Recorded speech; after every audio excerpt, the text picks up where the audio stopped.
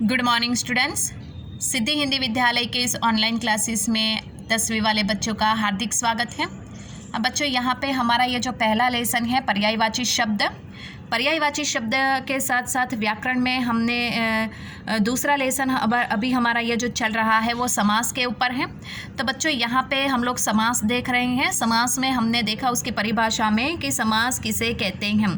तो यहाँ पे समास यानी संक्षिप्त रूप हमने देखा। उसमें देखा कि दो पद जिसमें पहला पूर्व पद होता है और दूसरा उत्तर पद होता है। दो पदों के में जो पहला होता है, दो पद को अलग करते हैं, उसमें सबसे पहला जो होता है वो पूर्व पद कहलाता है और उसके पीछे वाला जो दूसरा पद होता है वो उत्तर पद कहलाता है।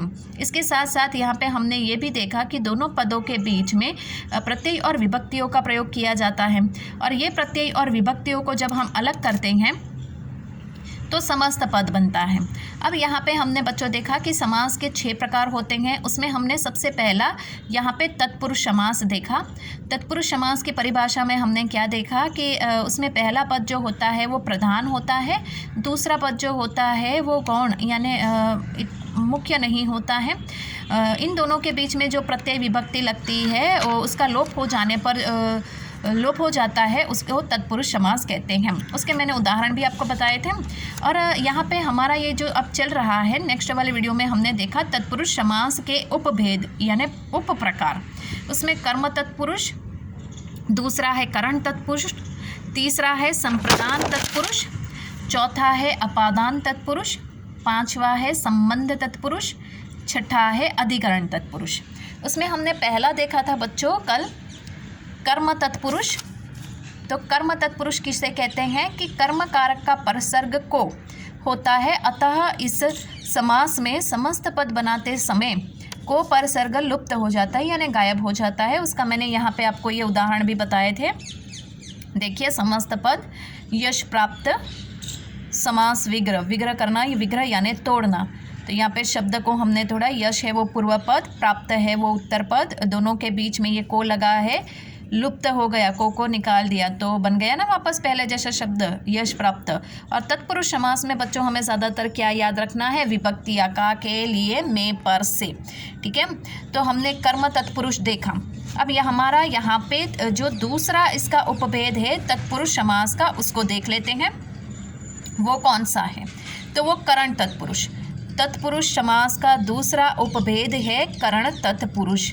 ठीक है, उसकी परिभाषा देख लेते हैं। करण कारक का परसर्ग क्या है? डबल इन्वर्टेड कॉमा में मैंने लिखा है से, तथा के द्वारा, देखो दो शब्द है, से के द्वारा होता है, अतः इस समास में इन परसर्गों का लोप हो जाता है। तो यहाँ पे कर्म में हमें कौन सा याद रखना है? को। और यहाँ पे कर्म में हमें कौन सा याद रखना है? से के द्वारा। ये दो शब्द का लोप हो जाता है, उसको क्या कहते हैं? लोप होना यानी गायब होना। शब्द में से गायब हो जाते हैं दोनों पदों के बीच में से, तो वो क्या बन जाता है? यहाँ पे करण तत्पुरुष। अब यहाँ पे समस्त पद कौन सा है? तुलसीकृत। उदाहरण कौन सा दिया है? तुलसीकृत। और समास ये तुलसीकृत शब्द का विग्रह करते हैं, तो विग्रह यानी तोड़ेंगे। तो यहाँ पे तुलसी ये पूर्व पद है, कृत है ये उत्तर पद है। दोनों पदों पूर्व पद और उत्तर पद के बीच में द्वारा, तुलसी द्वारा कृत, तुलसीकृत यानी तुलसी द्वारा कृत। तो द्वारा आया ना, यहाँ पे देखो द्वारा, से के द्वारा, ये दोनों शब्द हमें कर्म तत्पुरुष में देखने हैं, करण तत्पुरुष में देखने हैं। कर्म में तो हमें को देखना है।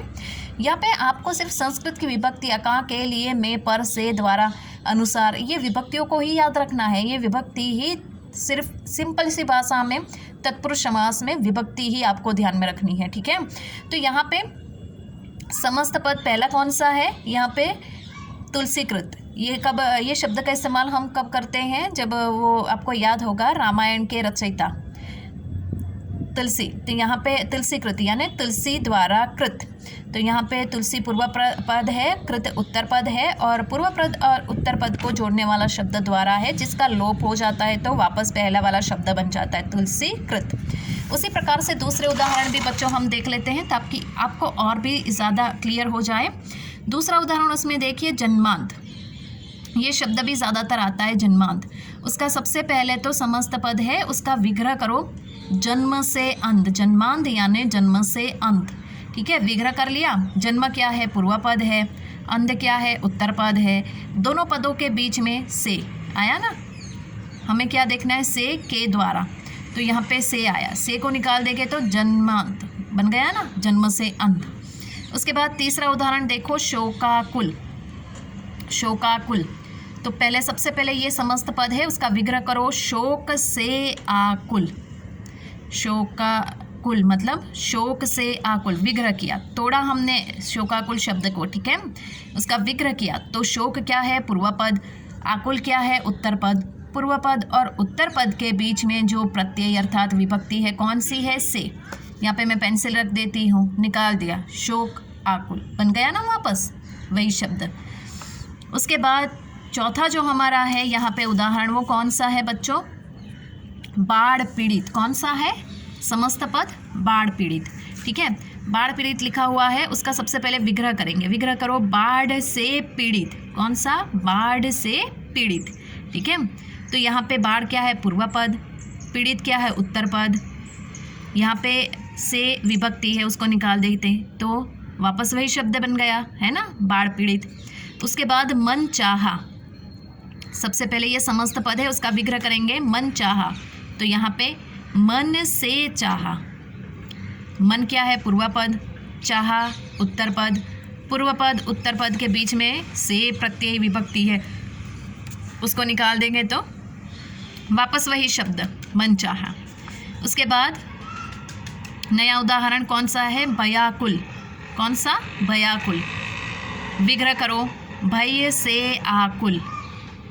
भय से आकुल। भय क्या है? पूर्व पद। आकुल क्या है? उत्तर पद। से क्या है? प्रत्यय विभक्ति, निकाल देंगे तो भयाकुल, वापस बन गया ना वही शब्द। उसके बाद आगे का उदाहरण ईश्वर प्रदत्त। क्या है? ईश्वर प्रदत्त, ये समस्त पद है उदाहरण का। उसके बाद उसका विग्रह करो ये शब्द का, सबसे पहले ईश्वर द्वारा प्रदत्त। हमें क्या याद रखना है? से और द्वारा। ईश्वर द्वारा प्रदत्त, तो ईश्वर क्या है? पूर्व पद। प्रदत्त क्या है? उत्तर पद। दोनों पदों के बीच में द्वारा विभक्ति प्रत्यय, यहाँ पे प्रत्यय है तो द्वारा, यहाँ पे उसको निकाल देंगे हम, तो ईश्वर प्रदत्त बन गया ना वही शब्द।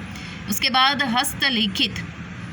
हस्तलिखित, यहाँ पे हाथ से लिखित, हाथों से लिखित। हस्त क्या है? पूर्व पद। लिखित क्या है? उत्तर पद। से विभक्ति है ना, निकाल देंगे तो हस्तलिखित। ये उदाहरण आगे आया कब? तत्पुरुष समास जब हम पढ़ रहे थे, तो आपको तत्पुरुष समास में ये आप उपभेद है। उपभेद कौन कौन से? जो संस्कृत की विभक्ति है उसको मैं समझा रही हूँ यहाँ पे। वापस एक की एक बात आपको रिपीट कर रही हूँ ताकि भाई आपको परेशानी ना हो कि भाई ये क्या है, किस प्रकार, कभी हमने देखा नहीं। बस विभक्ति को ही हम बच्चों यहाँ पे पढ़ रहे हैं।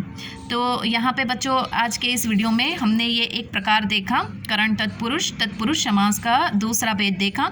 आगे वाले वीडियो में हम तत्पुरुष समास का जो तीसरा भेद है उसको देखेंगे। तब तक के लिए थैंक यू।